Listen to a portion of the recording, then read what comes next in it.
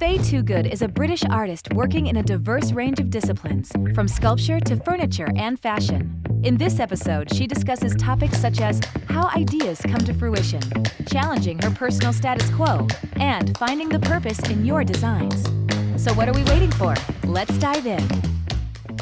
Hello, hi. Hi there. How are you? I'm good, thanks. Yeah, in a rainy London studio today. Well, nothing new, right? The weather doesn't really change much there. No, it doesn't change. We're quite used to it. Good, good, good. So what are you up to these days? At the moment, yeah, we're always busy in the studio. For some reason, we never seem to have quiet times. I don't know why. It's self-inflicted, perhaps. But at the moment, we're really excited because we're working on a really nice project for Maison Matisse, a foundation of Matisse, and creating some really beautiful pieces and objects for that, which we're launching in Milan this year. And then we're really heavy into design for the next fashion collection. And then we're already embarking on our next limited edition gallery set of pieces, which I'm hoping, we'll be looking at for next year. And then we're also designing some upholstery for the first time. We haven't really embraced upholstery before. We've done some soft seating, but this will be the first time that we're working on upholstery. So it's definitely a challenge because I am definitely a form person, but now I have to look at comfort as much as I look at form. So that's Yeah, testing all my boundaries. that's interesting. So what made you decide to go that route, a poster I, route? th- I think it's I don't know. I think as a young designer, I was completely preoccupied with shape and geometry. Creating an antidote in terms of the silhouette to everything that was around me, and that was really at the forefront. That was what I was trying to do. I don't think comfort even came into it as a conversation for me, but maybe now, I don't know, I'm getting older, so soft things seem to be important. Comfort seems to be important, and it feels right to address that. I think perhaps originally it was very much about asserting myself as a shape maker and finding my own language there. But now, having found that, it's now a challenge and a test to myself to keep pushing myself, and so now combining comfort with the geometry is going to be important to me. And I've been proposed with the challenge, so I'm accepting it. So how are you defining comfort in that aspect? That's a really good question. That's one of the things that we talk about all the time, and I think it is. I mean, when it comes to a chair or sofa, I mean, quite literally, it is that feeling that you don't want to get up again. I think it is as basic as that. Once you're in that chair, that it's doing everything that it needs to support you, to cocoon you, to provide you with that moment of rest, and that you don't feel like you have to get up again. And I really think it's as simple as that. But actually making that happen is definitely more challenging. So this idea of exploring comfort is something that have you had it for a while, or you just had like a light bulb moment and say, you know what, I haven't really challenged myself here, and this is what I'm going to do next.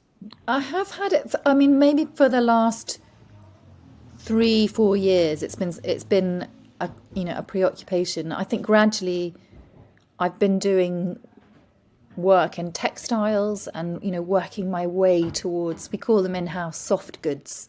So anything that's kind of feels soft to the touch, because everything else I've done has been heavy and metal based or plaster based or wood based, using quite solid heavy materials. But I've slowly been allowing myself to embark on textiles, and I think through that maybe through fashion has done that to me. Actually, working with fashion and clothing has meant that I've embraced textiles more in my work, and so it feels like a natural progression to move into upholstery from form Yes. making through to fashion and then on to upholstery.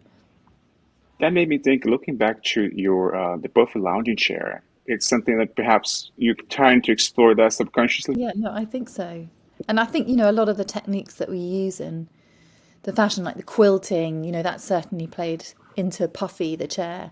And actually, Puffy the chair has almost like a kind of T-shaped quilt to it. So when Hmm. you wrap it around the metal frame, and when you hang that that T-shape up, that almost looks like a coat in itself.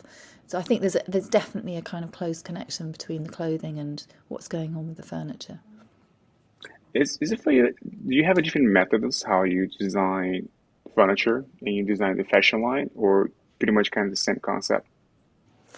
It's interesting. I don't really, I guess in the same way that I move in my work between 2D and 3D quite comfortably, it sort of happens the same way that I move between clothing and furniture. I mean, obviously there is entirely different criteria for the two of those, but I think, you're always looking at material and shape and working with the material and working with what you've got to make. I think I'm always looking for something that's different, to make something that's outside of what everybody else is producing. So I think I'm always approaching those subjects in a similar kind of way, which is how can we make it different? What can we do here that's going to really make this, whether it's a coat or a chair, make it look like it's come from my studio, not anybody else's studio. So if we're going to contribute and make more stuff, where, does the world need more stuff? I don't know if it does, but if we're going to, then it really needs a reason to be and a reason to exist. So I have to give it that reason. And sometimes that is the material that we use, and sometimes it's how we've approached the shape making. But I have to create something unique on the landscape, otherwise there's no point to it. I like what you said about finding a reason to make sure that this exists in the world. So finding the purpose, is it getting easier for you to find that purpose to really develop those collections of product, or it's something that you can kind of keep digging a little bit further? No, I think that's a very good question, actually. To be honest, it's not getting easier. I think because I'm becoming more and more aware of the fact that we really don't need as much as we have currently in this world at the moment, in terms of objects, packaging, stuff. Do we really need it? And so I think I do question it more than I've ever questioned it. In terms of idea generation, there's always so much, almost more than I can kind of handle. So that's never a problem. It's never an issue to find out what I'm working on next, or to find the next concept or idea. I think it's now in my mind more than ever, and it was when I was younger, but now more than ever, that these things need to last. They need to have permanence, and so that has to come into play. Otherwise, it doesn't make me feel good making, contributing more stuff to the world. So it has to get, It also has to bring joy, which is may sound like a very light way of approaching things, but I think unless things bring us joy, whether that's in the music world or the film world, or whether you're making objects or making clothing, unless it brings people joy, then there's really no point in it existing. So it's that's a very important part for me, and I think as long as I feel like I'm doing that, then the contribution feels relevant. So outside all of that, what brings you joy? I mean, outside work and creating, what are the things that you enjoy doing? Yeah, no, I think I spend a lot of time reading, mostly non-fiction actually. So my library shelves are filled with non-fiction. But actually I have to say it's always the natural landscape. So I live now in the middle of nowhere, and so that's probably where I get the most amount of my energy. It's like a place for me to restore and get my energy. So the landscape, the palette, the materials, the British countryside is always a source of inspiration, but also a source of energy for me. It kind of almost refuels me. And I think, I grew up in the middle of nowhere. I grew up in the countryside. So somehow returning to that feels important. It's an integral part of who I am. And weirdly, I feel sort of more of as I get older, I feel more introverted about it. So I have to, it takes more energy to kind of come out and create. So I need as much, internalizing as I need, coming out and getting energy. So it's, for me, the place is definitely, I like spending time in the middle of nowhere and walking the countryside with my children, and cooking. Actually, I kind of recently Yeah. I've returned to cooking again, which is something that I left behind quite some time ago. I can't help myself as a big bookworm. What are you reading right now? So there's always a massive stack of books beside my I'm bed. the same way. Uh, Piling up. so and that sometimes I have to remove them because it's the guilt starts to build up. Hmm. But at the moment, I have got a book on Philip Guston. I'm really passionate about his paintings and the attitude behind his paintings, and actually, I'm really excited. There's an exhibition coming up in London towards the end of the year. So I've got his massive book. I've got a book on Picasso's paper cuts, which is a book that was hard to find, and I managed to track down. And then there's a book on how to make a vegetable garden, because I'm in the process of doing that as well at the moment. So, and then there's a stack of fiction books that friends have given me, which I probably won't get to. But I don't tend to Wishful. buy those. I get given those, and maybe on Yeah. holiday I'll end up reading them. But I think that things like art and artists that give me inspiration, sculpture, plus this, the cooking and the making, and now my kitchen garden.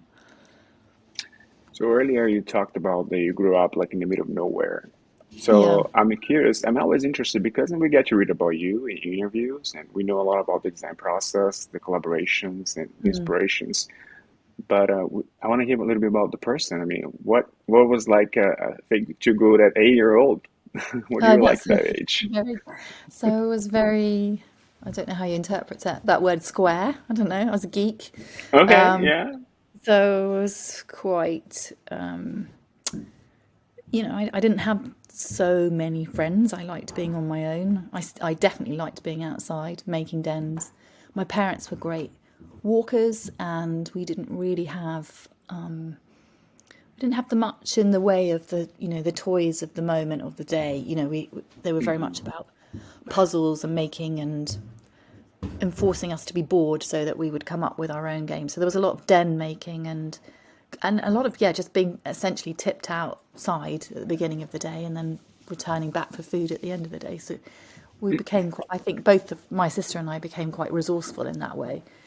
So I think I was quite introverted, and I was really excited and passionate about collecting things. So I have a very obsessive nature. So if I get into something, I kind of have to have the whole collection involved in it. So I have to have, whether that was, a particular type of shells or whether it was sea glass, I'd sort of obsessively have to go and collect it and find it and as much of it as possible and then arrange it and rearrange it. And I was quite booky. I was really into my books, and I used to draw a lot, and paint a lot. And I think my mum used to say that when I was really young, it was actually my best work was when I was really ill. She said somehow you're most creative when you were sick, and you would just.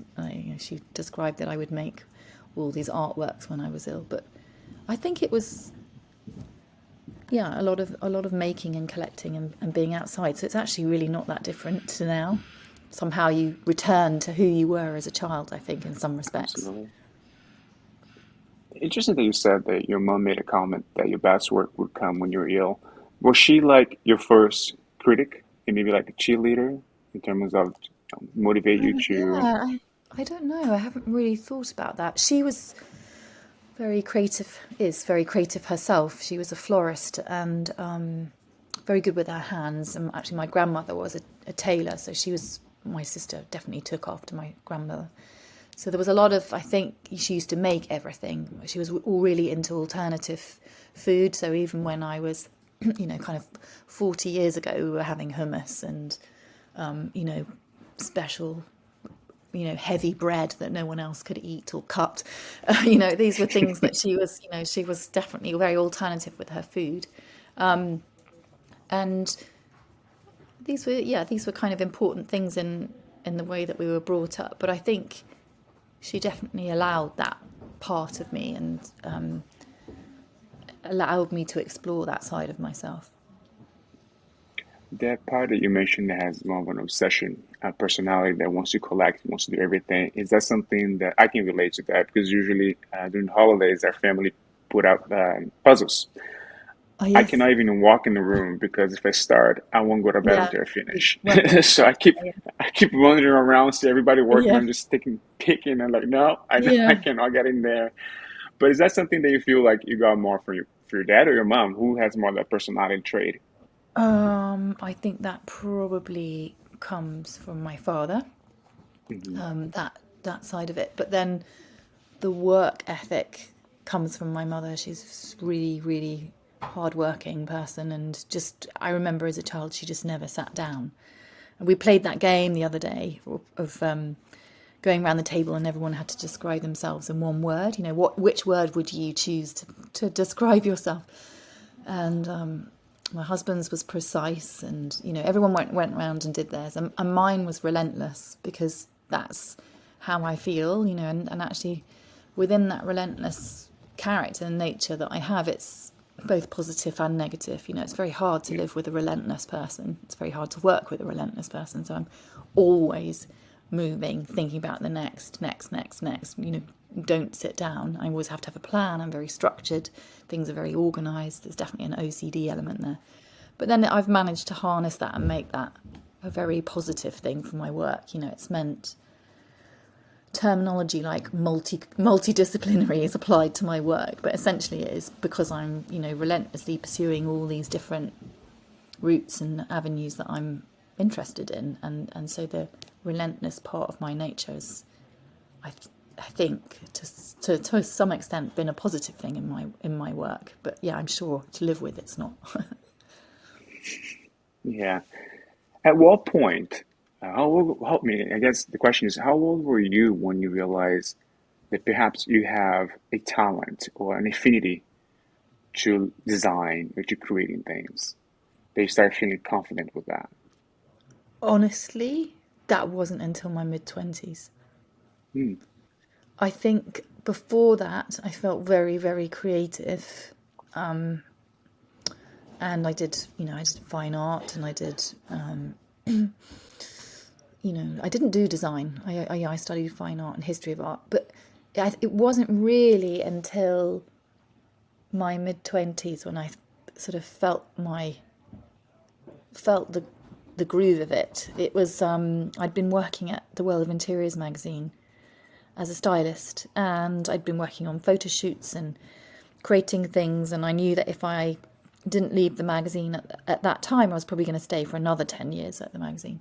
And I left, and somehow started making objects. It was, through meeting certain designers, one being particularly Tom Dixon, advised me to stop throwing things in the bin, all the sets that I was making, and to actually start making objects. And so it was really that piece of advice that gave me the confidence to start making permanent objects, and to start seeing my work as not just the narrative around other people's work, that actually I could generate my own work. So that really didn't come until my mid-20s, when I felt confident enough to do that. Oh, that's fascinating to know that even you have Tom Dixon to come in. Is that a relationship that you still have with someone that you still go Yes, no, back to and have conversations? yeah, he's been an amazing mentor and supporter. I was in my 20s, and he was the next generation, and really amazing designer. And so those words of advice were definitely really important, and I'm lucky enough to have had that, continued that friendship with him. And I remember there was also the time when I put my first furniture collection out. Sir Terence Conran came, and he was also really complimentary about what I was doing. So it's interesting that it almost took that long for me to feel comfortable to put anything out there of my own. It wasn't something that happened at aged 18, or or before Can you that. recall the feelings, like the day of that perhaps the collection was available to everybody to see it? What was happened to you? What was going through your mind? I mean, I can only Yeah, imagine, no, but it would be just it's really interesting. I've described this before. Somehow the magic of design, making things that other people sit on, wear, use in their everyday life. It's like, the only way I can describe it, it's like giving the best present you possibly can. You know, when you give the present, the act of giving, the gift, is sort of a selfish act in itself, because you're just really excited to see how someone is going to, appreciate the gift that you've spent ages finding for them. It's very, very similar with design. So there's you spend all this time kind of behind the scenes, and then you come out and you present your gift, and then you're just excited by the reaction to it. And that's the only way I can describe it. That's the feeling you get when you've basically nailed it in terms of gift giving. And when you can do that on a large scale, something like the roly-poly chair, I genuinely feel is a gift to design, because everywhere I go now, that chair walks in the room before I do, and everyone knows the chair more than me. And that's kind of amazing to give something like that. And once you've had that hit, you get addicted, so you want to do it again. And it's not always possible. There's only, maybe you'll only do it once in your life, and that's kind of okay. But that's why you keep trying, or if you meet somebody in the street and they're wearing your clothes, or someone rings you up and says, I walked into an interview completely dressed in all of your clothes and I felt really confident, and it completely changed the way I approached my day. Those are the things that actually make the difference to me. So it's like giving a gift, but it's selfish, And that was my next question. It would be because, as you mentioned, to be able to accomplish that level of success and to do it again once it's so challenging, to repeat it again is even more so. Do you find yourself not so much trying to prove yourself, but trying to seek the feeling again, that feeling of, as you mentioned, to give, being able to that give and excitement, give to somebody else? How do you manage that when you're going towards a new collection or a new collaboration? Your expectations and everybody else's expectation for what you're creating. That's a really interesting question. And I think, I imagine film directors must have that in a similar way, or musicians, if you've had a hit. It's one of the things that keeps you going, because you think you might get it again.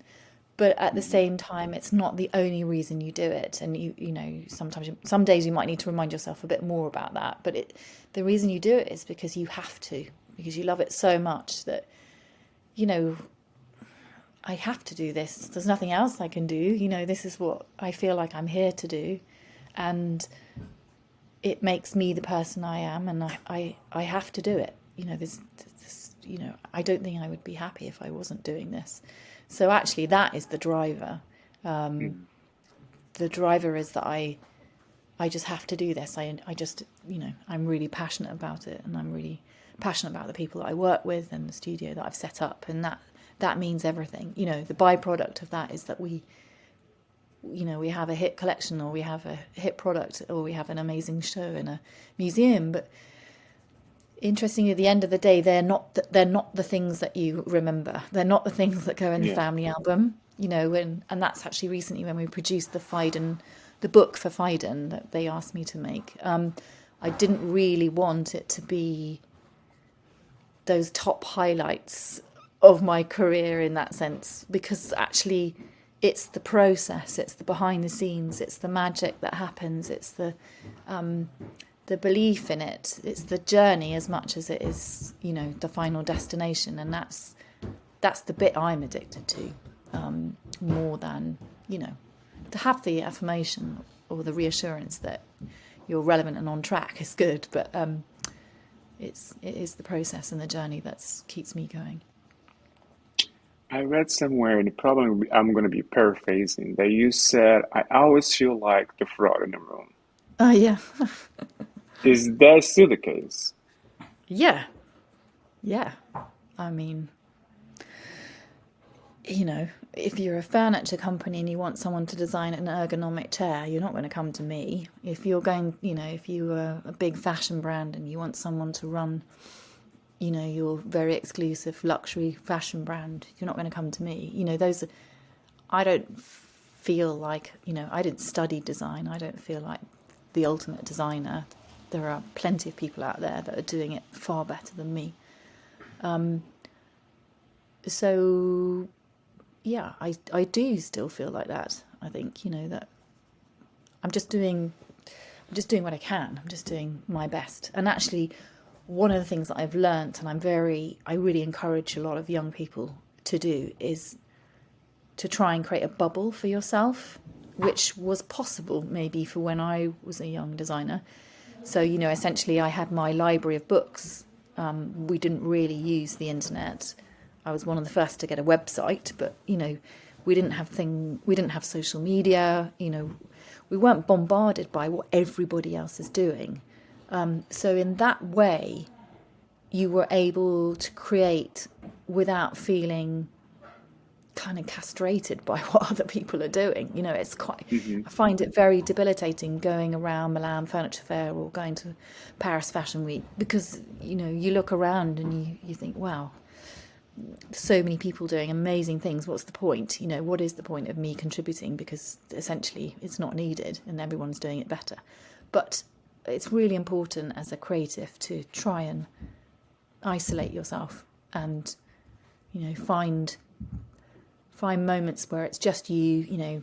Boredom is a great thing for creativity, and not worrying too much about what other people think, because it stops you creating.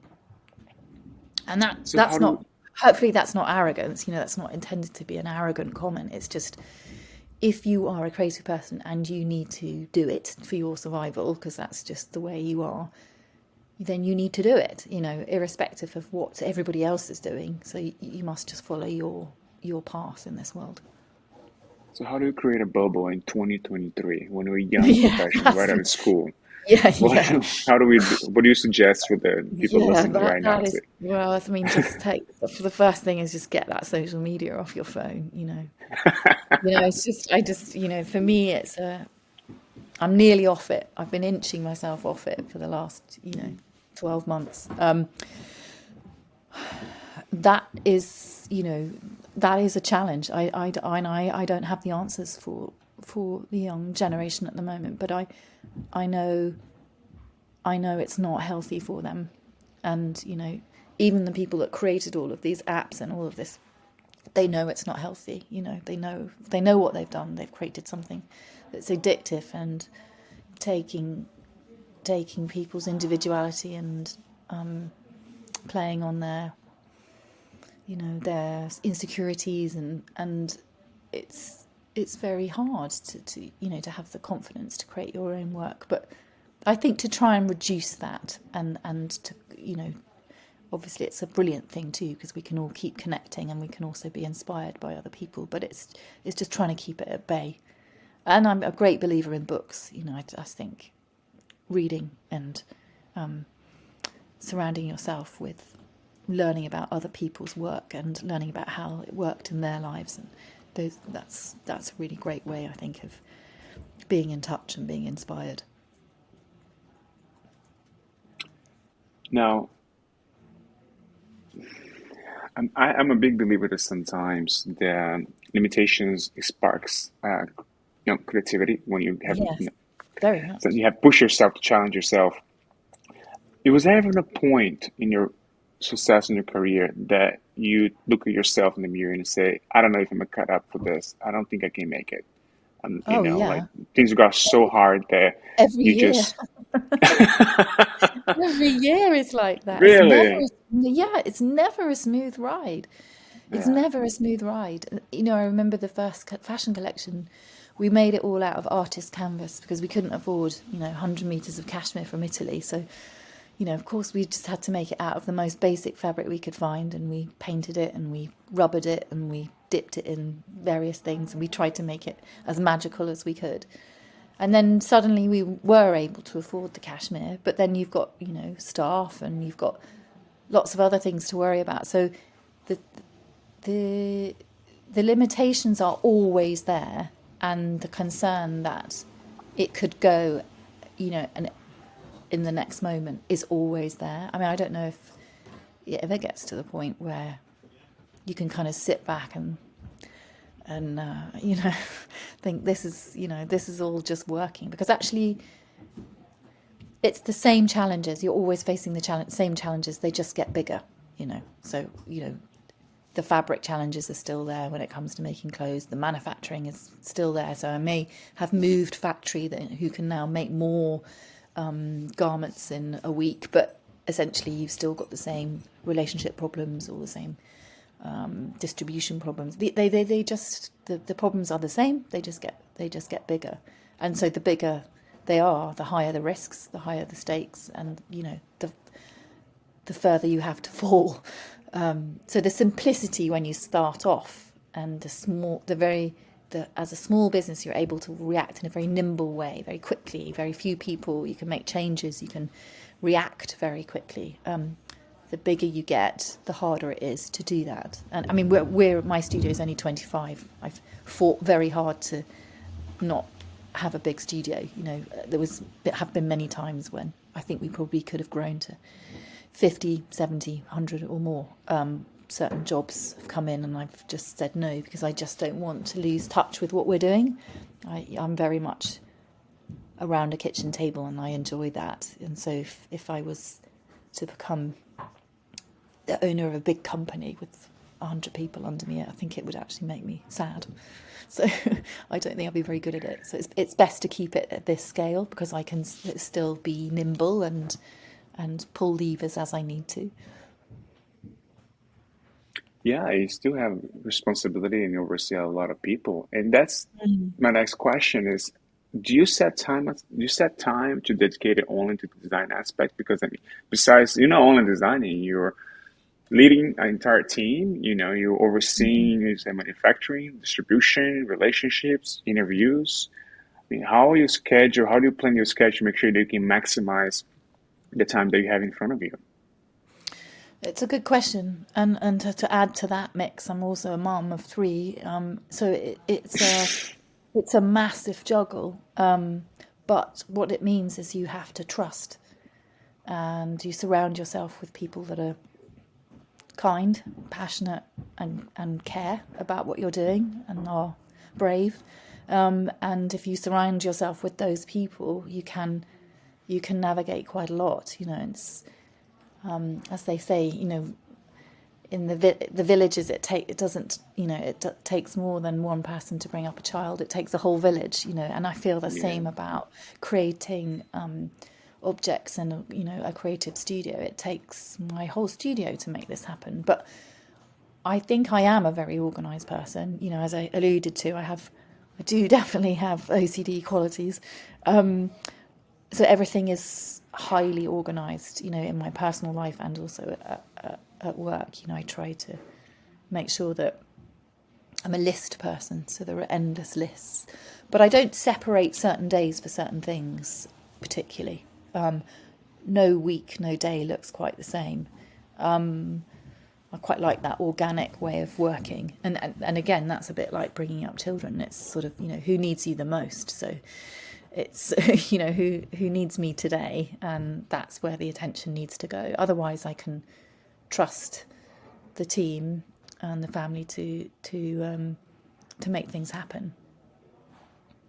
I can only imagine, as you can be very protective over your team when you bring someone new to work with you. What are some of the traits or the personality traits that you're looking for? I mean, is there specific, beyond skills, of course, that you're looking in someone before they join you? Yeah, oh, definitely. I mean, on a general level, as I said, it's very clear when people don't fit in the studio. I think it is, we feel like a family in the studio. So it's people that are good at working as a team, people that feel that are not expecting hierarchy. I'm not particularly interested in hierarchy in the studio, so it doesn't really matter who comes up with the idea, whether it's the person on an internship or whether it's the creative director. Essentially, it's the idea that's important, not who came up with it. And everybody needs to be, prepared to muck in, and everybody has to empty bins and help out. So that's really important. So I think that ability to be flexible, to be strong, and as I said, to be kind to one another, and at the same time push and be brave. Those are kind of on a general level. And then when I'm looking for particular skills, actually I feel like most of the time we can teach people the skills that they need, but it's their approach to learning that's the most important thing. It's their approach to solving problems. That's, for me, the unlocker.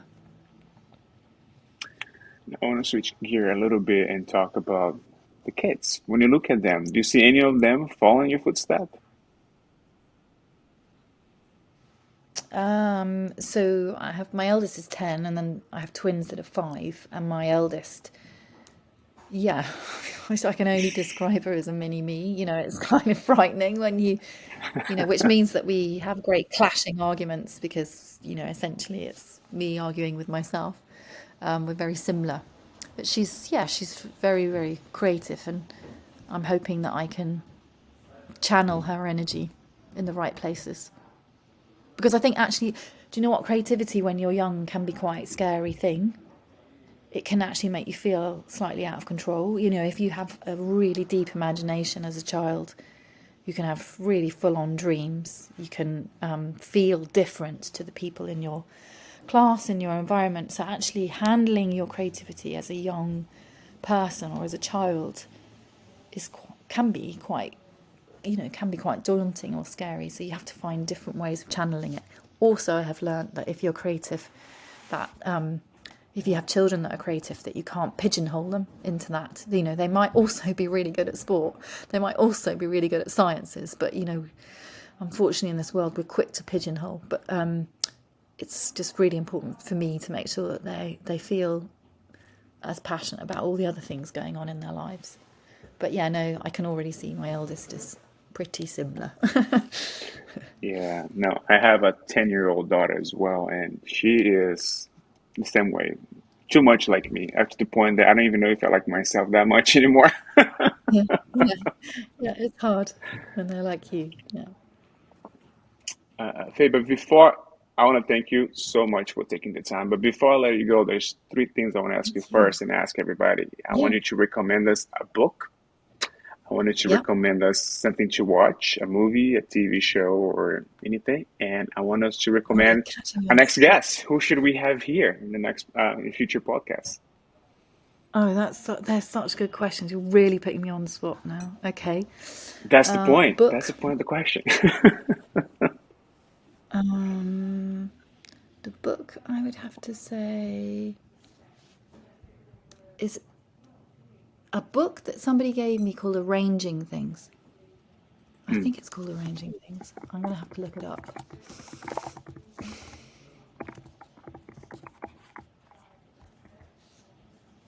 I'll have to find it. It's not that one. It's not called Arranging Things. I might have to hang on. Can I answer that in a minute? Can you cut that Yeah, out? yeah, yeah. Let me find out what that's called. No worries. And we make sure to put an image and everything else so people can find it. And then what did you say it was? The And then a movie book? or yeah, book, a movie, a TV show, something to watch that people can watch. And who do you think should come for the next guest? Should be a guest here with us. Okay, those are the three really interesting questions to ask me. But at the moment, I'm really excited about this little book that I found called The Dictionary of Colour Combinations. And it's a Japanese book. It's tiny, tiny, but it has, literally, 300 pages of colour combinations. So I guess you have to be pretty obsessive about colour to really want to go and buy this book. But I think colour is one of those things. I'm currently going through a phase of returning to colour. I had a long period in my life where I was just really using black and white and concentrating on shape and form. But this book has really helped me get back into colour and the interesting colour combinations. And it's just a really beautiful Japanese book. So I can fully recommend that book. A film, I really loved Man on Wire. Mm. Absolutely fantastic. Really fantastic, inspiring film for me. And then I think you should invite Max Lamb. He's a good friend of Okay. mine, furniture designer, and I wish I could design like Max. He's a genius. So I think you should have him come and do your podcast. I want to thank you again so much for taking the time. I appreciate it. We'll make sure to continue to follow. We're big fans. You have done an incredible job. And for us, it's just a pleasure to have the chance to talk to you for a little bit and get you to know a little bit more. Thanks again. Oh, so nice. Thank you. It's been really nice talking to you, and nice to talk not just about the work, but also, as you say, about the person and what makes you who you are. So it's always good to be reminded of that. Thank you. Thank Thank you. you.